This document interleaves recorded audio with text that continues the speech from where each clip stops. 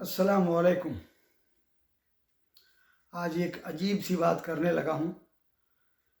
ہو سکتا ہے آپ کو شاید تعجب ہو، اور ایسی بھی بات کرنے لگا ہوں جس کے لیے کہا جاتا ہے کہ چھوٹا منہ بڑی بات۔ جی ہاں، ایسی ہی ایک بات کرنے لگا ہوں، مگر اس سے پہلے یہ سمجھ لیجئے،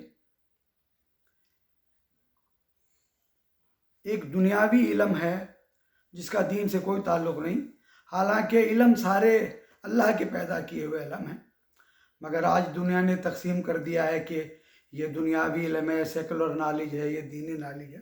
علم سارے اللہ کے دیے ہوئے ہیں۔ میں جو ڈاکٹر بنتا ہوں، میں جو وکیل بنتا ہوں، سائنسدان بنتا ہوں، یہ سب اللہ کے دیے ہوئے علم سے ہی میں بنتا ہوں نا۔ یہ ہماری بحث نہیں ہے۔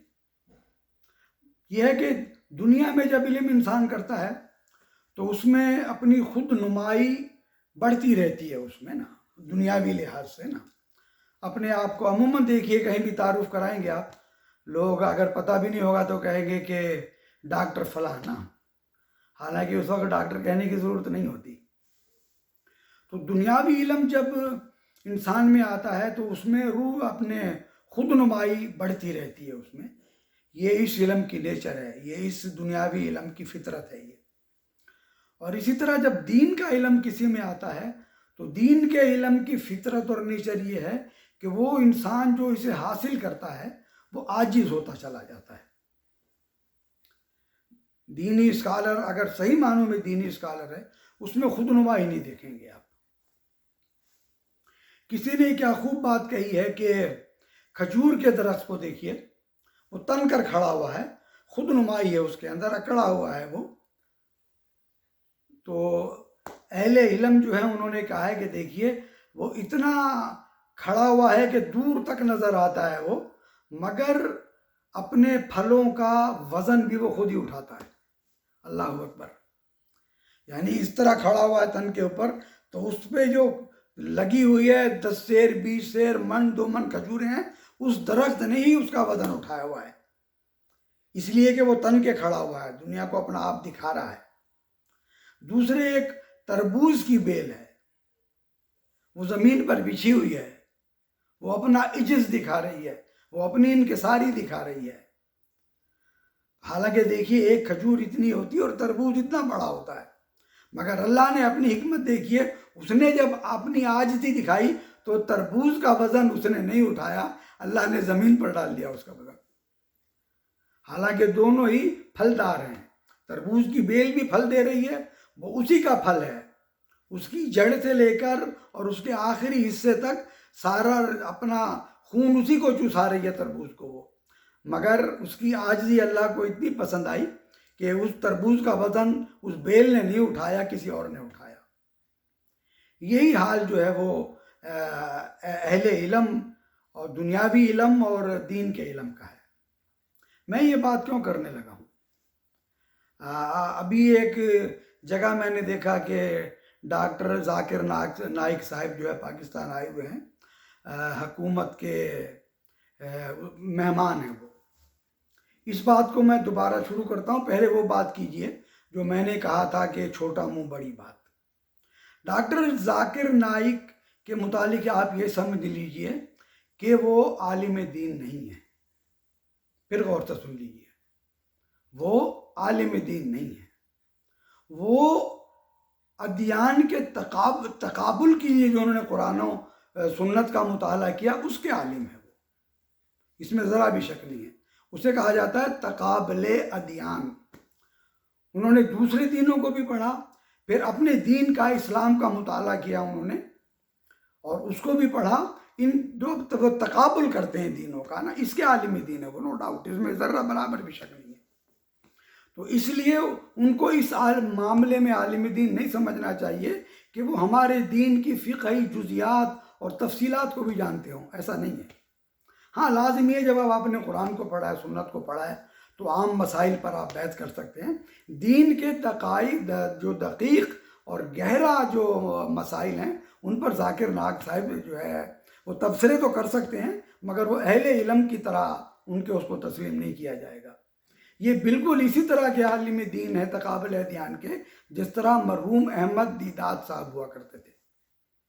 احمد دیدات مرحوم کو بھی جب دیکھیے جب وہ کرتے ہیں قرآن کی ایک ایک ورس کا ایک ایک آیت کا نمبر بتا دیتے ہیں، پیج نمبر بتا دیتے ہیں۔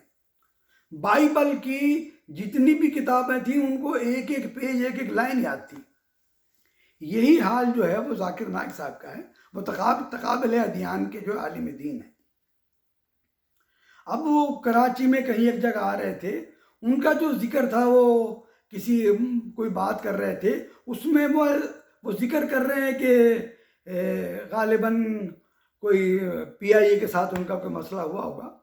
اس میں جو ان کی گفتگو وہ اپنے ہی بارے میں ہے زیادہ تر۔ اندازہ لگائیے اس بات کو اپنے معید پیرزادہ صاحب نے بھی محسوس کیا اور انہوں نے بہت کھل کر بیان کیا اسے نا۔ یہ زیب نہیں دیتا کہ آدمی آپ کو ہزاروں لاکھوں لوگ سنتے ہیں، صحیح ہے، صحیح بات ہے آپ کی نا، مگر دیکھیے ہم جیسے لوگوں کا آج کل یہ نورا کشتی کا رجحان بہت بڑھ گیا ہے۔ قرآن و سنت، اصل قرآن و سنت کی جو بات کرنے والے لوگ ہوں گے آپ ان کو انگلیوں پر گن سکتے ہیں، سننے کے لیے تیار نہیں ہیں لوگ۔ اور جو لوگ یہ ایسی بحث ہم بحثہ میں کرتے ہیں، مختلف قسم کی باتیں کرتے ہیں، بڑے بڑے حال بھرے ہوئے ہوتے ہیں، کھچا کھچ عورتیں مرد جوان سوالات کر رہے ہیں، جوابات دے رہے ہیں، لوگ جو ہے خوش ہو رہے ہیں، وہ یہ مزاج بن گیا ہے۔ دین کو مذاق بنا لیا گیا ہے نا۔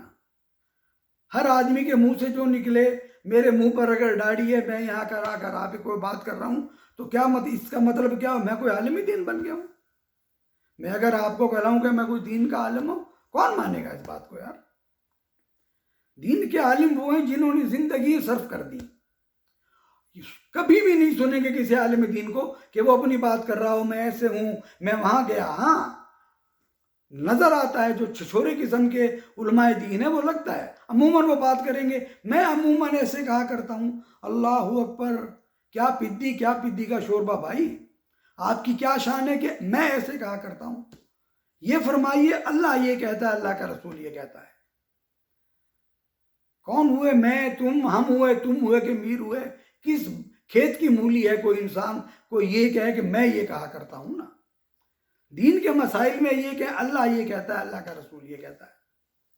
تو بات ڈاکٹر ذاکر نائک صاحب کی ہو رہی تھی، وہاں انہوں نے اتنا اپنا آپ کو بڑھا کر، میں وہاں ہوتا ہوں، مجھے لوگ دیکھ کر راستہ چھوڑ دیتے ہیں، مجھے لوگ دیکھ کر میرا بریف کیس اٹھا لیتے ہیں، مجھے لوگ دیکھ کر مفت میں ٹکٹ دے دیتے ہیں، مجھے لوگ دیکھ کر یہ کرتے ہیں، پی آئی اے نے یہ نہیں کیا۔ اللہ اکبر۔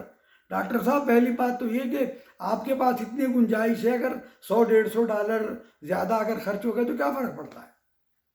آپ یہاں پر آ رہے ہیں، حکومت سے لے لیجئے گا آپ نا، آپ کو ہزاروں کے مجمع کے سامنے بات کرنے کی کیا ضرورت ہے؟ زیب نہیں دیتا۔ ہر انسان کا ایک مقام ہوتا ہے، اس مقام پر کھڑے ہونے کے بعد یہ چھچوری حرکتیں آپ کو زیب نہیں دیتی۔ ہاں یہ بات الگ ہے جی، یہ لوگوں کا معیار ہے آج کل۔ اس قسم کے جو ہے مقرر جب بولنے آتے ہیں لاکھوں لوگ بیٹھے ہوئے ہوتے ہیں، کیونکہ ان کے یہاں مرچ ہوتا ہے، مسالہ ہوتا ہے، باتیں ہوتی ہیں۔ خیر یہ آپ کی مرضی ہے۔ یہ ہماری دعا ہے، مجھ جیسے ایک عاجز کی دعا ہے کہ کاش جو یہ ہزاروں لوگ اس طرح کے بیٹھے ہوئے باتیں سن رہے ہوتے ہیں، کبھی قرآن و سنت کی بھی بات کریں، ان لوگوں کو بھی سنیں جن کی ساری زندگی صرف قرآن و سنت کی خدمت کرتے ہوئے بسر ہوئی ہے۔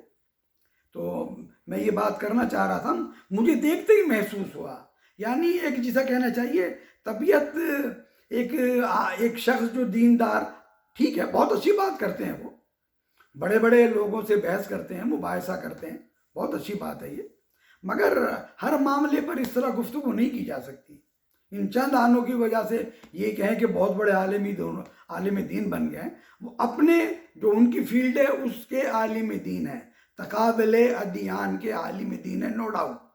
میں نہیں کہہ سکتا کہ ان کے مقابلے کا کوئی مسلمان اسکالر اس وقت احمد دیدات کے بعد ایسا ہو جو کسی دوسرے دین کو بھی جب اسلام سے مقابلہ کریں گے الحمدللہ وہ ثابت کر دیں گے اللہ کا دین حق ہے، قرآن حق ہے، قرآن و سنت حق ہے، وہ اس کے لیے کوشش کر رہے ہیں، بلا مبالغہ اللہ ان کو اجر دے گا اس کا۔ مگر ایسے بڑے بھی شخص کے منہ سے اپنے آپ کی